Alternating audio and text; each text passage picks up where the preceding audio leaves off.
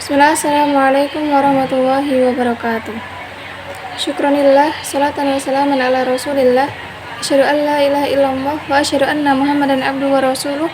La nabiyya wa la rasulah ba'da.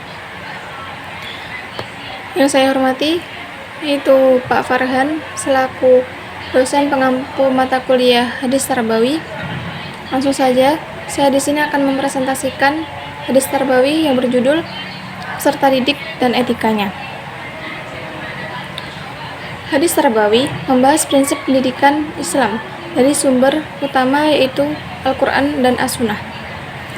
Di sini peserta didik adalah subjek utama pendidikan, sedangkan etika peserta didik menjadi kunci keberhasilan belajar, baik di zaman sekarang maupun di era Rasulullah SAW.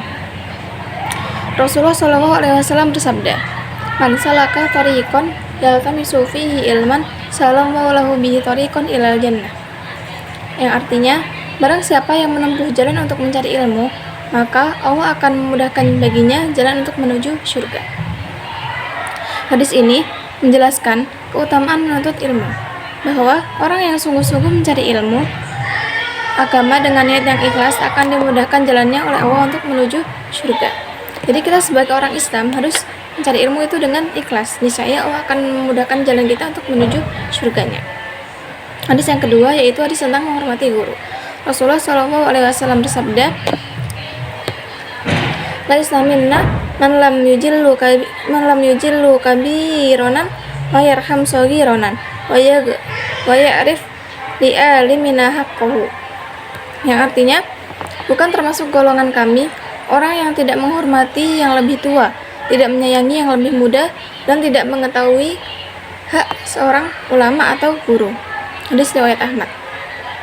Hadis ini mengajarkan bahwa seorang murid harus menjaga adab, yaitu menghormati guru, mengagungkan ilmunya, dan tidak menyamakan kedudukannya dengan orang-orang biasa. Yang dimaksud tidak menyamakan kedudukannya dengan orang biasa yaitu adalah bahwa seorang guru itu atau ulama itu memiliki kedudukan khusus di sisi murid. Karena apa? Karena ilmunya. Guru itu harus dihormati karena guru itu menjadi perantara sampainya ilmu kepada seorang murid. Maka seorang murid tidak boleh menganggap guru hanya sebagai orang biasa, tetapi harus menempatkan guru pada derajat yang lebih mulia karena perannya sebagai pewaris para nabi dalam menyampaikan ilmu tersebut. Selanjutnya yaitu peserta didik dalam hadis tarbawi. Yang pertama yaitu niat yang ikhlas. Niat yang ikhlas itu terdapat dalam hadis Bukhari, ya. Yang selanjutnya itu tawadhu kepada guru. Terdapat dalam hadis riwayat At-Tirmidzi. Selanjutnya sabar dalam belajar dapat dalam hadis Ibnu Majah. Semangat menuntut ilmu terdapat dalam hadis Abu Dawud. Etika peserta didik.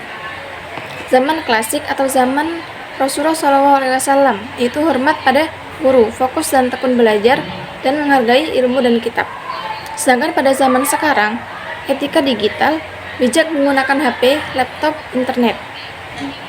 Jadi kita sebagai peserta didik harus bijak menggunakan alat-alat digital tersebut.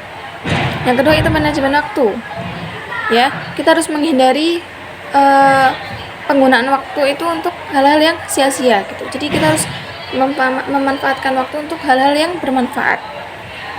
Yang ketiga itu menghindari plagiarisme, yaitu copy paste atau contek menyontek tanpa sumber. Yang selanjutnya itu etika komunikasi online, WhatsApp, grup kelas atau Zoom yang lainnya.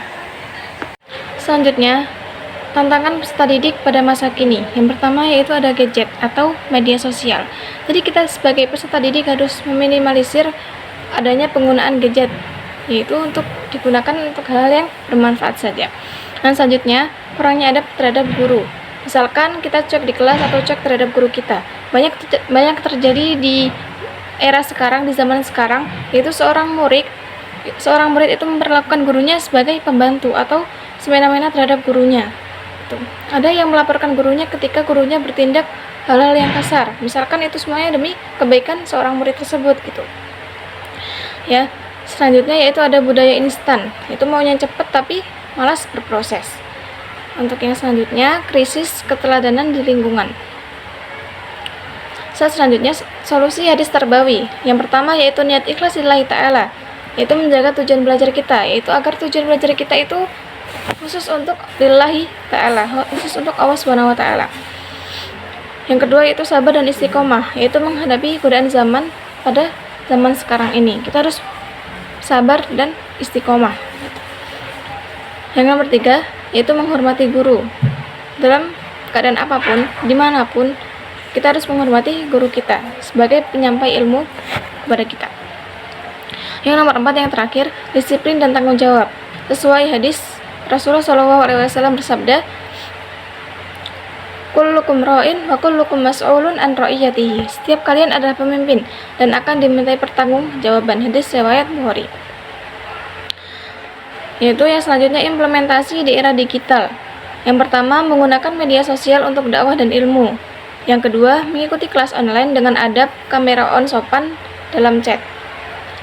Yang ketiga, mencatat materi bukan hanya mengandalkan rekaman. Jadi kita sebagai murid harus mencatat materi. Itu sebagai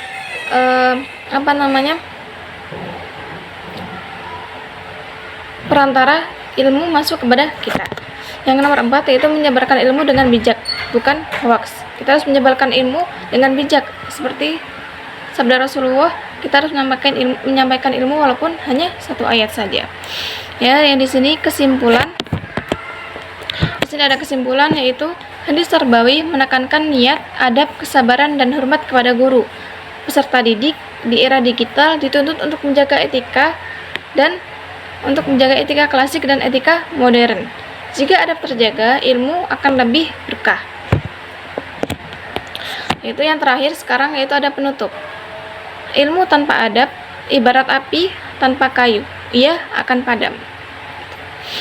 Jadi mari kita menjadi peserta didik yang berilmu sekaligus beradab di zaman sekarang ini.